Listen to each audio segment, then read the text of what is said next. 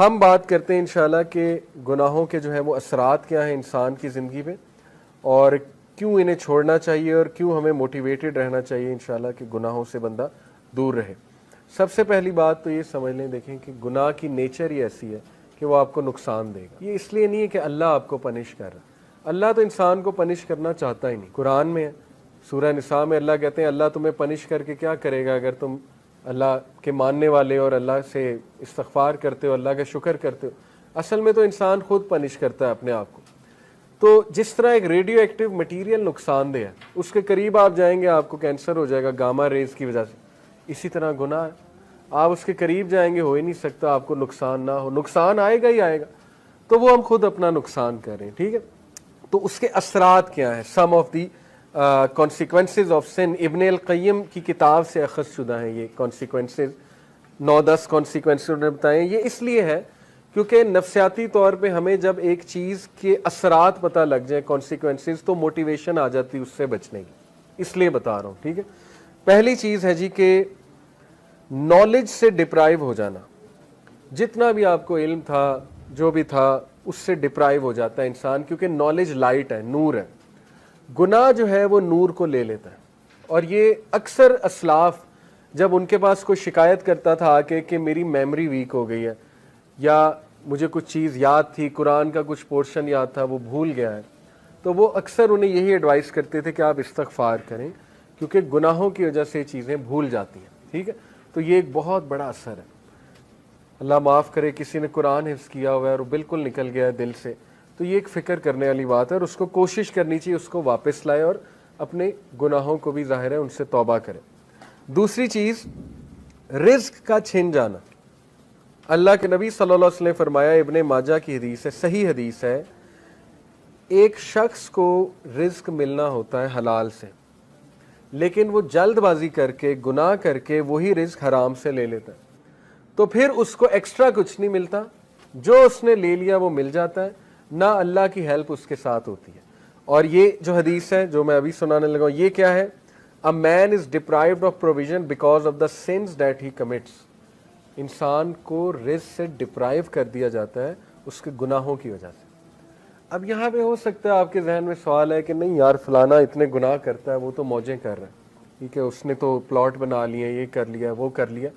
تو دیکھیں رزق 4 طرح کا ہوتا ہے: financial wealth, emotional wealth, social wealth, time wealth. ہو سکتا ہے اس کے پاس فائنینشیل ویلتھ ہو لیکن نہ ایموشنل ویلتھ ہو۔ ایموشنل ویلتھ کیا ہے؟ ذہنی سکون، وہ بھی رزق ہے، غنا، ٹھیک ہے، دل میں ایک سیٹسفیکشن۔ اسی طرح ایموشنل ویلتھ میں ہے جذبات پہ کنٹرول، اینگر مینجمنٹ اچھی، اخلاق اچھا، یہ ایموشنل ویلتھ ہے۔ ہو سکتا ہے وہ بندہ اس سے محروم ہو۔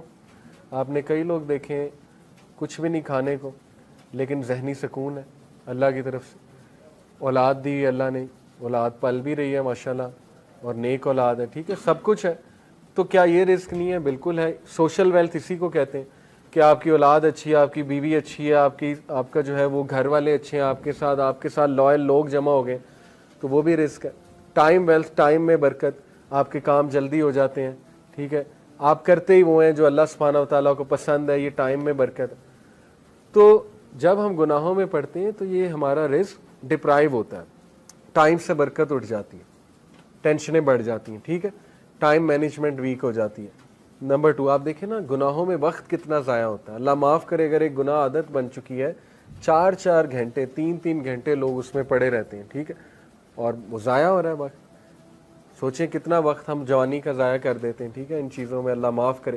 تو اس سے نکلنا ہے، اپنے آپ کو موٹیویٹ کرنا ہے۔ پھر آپ دیکھیں سوشل ویلتھ، ہمارے ساتھ لوگ ہی ایسے آ جائیں جو ہمیں کھانے کو تیار ہیں اور بس ان کی نظر ہماری دولت پہ ہو، تو پھر یہ کون سا رزق ہے؟ اس کا مطلب ڈپرائیو ہو رہا ہے اور گناہوں کی وجہ سے۔ پھر آپ دیکھیں ایموشنل ویلتھ، ذہنی سکون ہے ہی نہیں، ہر وقت ٹینشن ہے، ہر وقت سٹریس ہے، ہر وقت پریشانی ہے، ہر وقت منہ پہ شکایت ہے، تو اس کا مطلب گناہوں کے اثرات آ تو رہے ہیں۔ تو اس لیے گناہوں کے اثرات رزق کی تنگی سے آتے ہیں، ٹھیک ہے۔ رزق کبھی اللہ بڑھا کے دیتا ہے، کبھی گھٹا کے دیتا ہے، اوور آل رزق تو لکھا ہوا ہے، لیکن یہ اللہ کی ڈسٹریبیوشن ہے۔ اللہ اپنے بندوں کو چیک کرنے کے لیے کبھی زیادہ دے دیتا ہے اس کوانٹٹی میں سے، کبھی کم کر دیتا ہے، جب وہ دوبارہ استغفار کرتے ہیں پھر بڑھا دیتا ہے، ٹھیک ہے۔ یہ اللہ بادشاہ ہے، اللہ جیسے چاہے کر سکتا ہے۔ نمبر 3، اللہ اور بندے میں ایک لا تعلقی، سینس آف ایلینیشن، جو بہت بڑی پنشمنٹ ہے، اللہ معاف، بلکہ سب سے سیریس بات ہے یہ، جب آپ اللہ سے دور ہو جائیں اور ایک ڈسٹینس فیل کریں اور ایلون فیل کریں. دنیا کی سب سے بڑی لونلینس، سب سے بڑی تنہائی اللہ سے دوری. ٹھیک ہے، تو گناہ وہ اس ڈسٹینس کو انکریز کرتے ہیں. کیونکہ دیکھیں نا، انسان اللہ معاف کرے اب گناہوں میں ہوتا ہے تو اللہ، ظاہر ہے فرشتے اس کے ارد گرد نہیں ہوتے، فرشتے بھی اٹھ جاتے ہیں اس جگہ سے، رحمت نہیں ہوتی اللہ کی، لیکن امید ہوتی ہے، امید بہت ہے. اللہ گناہ گاروں کو ہی معاف کرتے ہیں، آبویس سی بات ہے. اللہ ضرور ہوتے ہیں بندے کی طرف محبت سے دیکھ بھی رہے ہوتے ہیں، چاہتے ہیں بندہ نکل آئے اور بندہ جو ہے مجھ سے دعا کرے، مجھے پکارے، لیکن گناہوں کی وجہ سے آہستہ آہستہ یہ ریلیشن ویک ہوتا جاتا ہے. ویکنس یہاں تک آ جاتی ہے کہ ایک بندہ نا مایوس ہو جاتا ہے، کہتا ہے یار کیا اللہ سے مدد مانگوں، میں تو بہت ہی ایکسٹرا کر چکا ہوں کام، اسراف کر چکا ہوں گناہوں کے، اب کیا میں نے اللہ سے بات کرنی. ٹھیک ہے، تو پھر بندہ گیو اپ کر دیتا ہے، گیو اپ کر کے وہ مزید گناہوں کی طرف چلا جاتا ہے. اس لیے اس ڈسٹینس کو کم کرنے کے لیے استغفار، گناہوں سے توبہ کرنا، گناہوں کو چھوڑنا، تاکہ آپ اللہ کے قریب آ جائیں اور اس ریلیشن کو انجوائے کریں. خالق کے ساتھ جو ریلیشن ہے نا، وہ سب سے خوبصورت، سب سے ہیلدی ریلیشن ہے، سب سے بیوٹیفل ریلیشن ہے، اور انسان خوش ہو جاتا ہے خالق کے ساتھ ریلیشن سٹرونگ کر کے. ٹھیک ہے، یہ چوتھی چیز، things become difficult for him so that he does not turn his attention towards any matter but he finds the way blocked or he finds it difficult. کام مشکل ہونا شروع ہو جاتے ہیں گناہوں کی وجہ سے. میں نے جیسے کہا رزق میں تنگی آ جاتی، اس طرح کاموں میں بھی مشکلات آنا شروع ہو جاتی ہیں. اچھا خاصا کام کوئی تھا، ہونے لگا تھا، ایک دم مشکل بن گیا، رکاوٹ آ گئی. ٹھیک ہے، تو اس موقع پہ بندے کو استغفار بڑھانا چاہیے، اپنے گناہوں کی توبہ کرنی چاہیے اس موقع پہ. ٹھیک ہے، تاکہ وہ اٹکا ہوا کام جو اللہ کی رحمت سے وہ ٹھیک ہو جائے. ایک اسلاف تھے، سلف تھے، ان کا واقعہ ہے کہ وہ قرآن حافظ تھے. تو انہوں نے کرسچن عورت سے، ایک کرسچن عورت تھی، اس سے انہیں محبت ہو گئی. بہت خوبصورت عورت تھی وہ، تو ظاہر خوبصورتی کی وجہ سے وہ اٹریکٹ ہوئے. اس کرسچن عورت نے ان کے سامنے شرط یہ رکھی کہ تم اسلام چھوڑ دو، اسلام چھوڑ کر جو ہے نا وہ پھر تم مجھے پالو گے. تو وہ جو سلف تھے انہوں نے بات مان لی، اللہ معاف کرے، he left Islam for the sake of woman, اس سے امپریس ہو گئی. اور پھر جو ہے وہ ایک بار کہیں سے گزر رہے تھے تو قرآن کی جو ہے نا وہ یہ آیت ان کے سامنے آئی، سورہ حج کی، کہ لوگوں میں سے کچھ ایسے ہیں جو ایج پہ کھڑے ہوئے ہیں، جب تک انہیں اچھائی آ رہی ہے وہ اللہ کی طرف ہے، اور جب انہیں کوئی مشکل آتی ہے تو وہ اسلام سے چلے جاتے ہیں. اور ایسے لوگ دنیا میں بھی خسارے والے ہیں، آخرت میں بھی خسارے والے ہیں. تو وہ اتنا روئے یہ آیت سن کے کہ اللہ نے مجھے میسج دے دیا ہے. انہوں نے توبہ کی اور واپس آئے. تو میں آپ کو بتانے کا مقصد یہ کہ کئی اسلاف آپ کو نظر آئیں گے جو بعد میں محدث بنے، بڑے بڑے ٹیچرز بنے، دیندار لوگ بنے، ان بہت ڈارکنس میں تھے، بہت زیادہ. جیسے عبداللہ بن مسلم کا واقعہ ہے، امام بخاری کے ٹیچر، شرابی تھے، شراب چھوٹتی ہی نہیں تھی. ٹھیک ہے، شراب کے نشے میں دھت تھے. ایک دن امام الشابی آئے، جو کہ اس دور کے بہت بڑے محدث تھے، گدھے پہ سوار تھے وہ، کیونکہ رسول اللہ کی سنت ہے، گدھے پہ رسول اللہ نے سفر کیا ہوا ہے.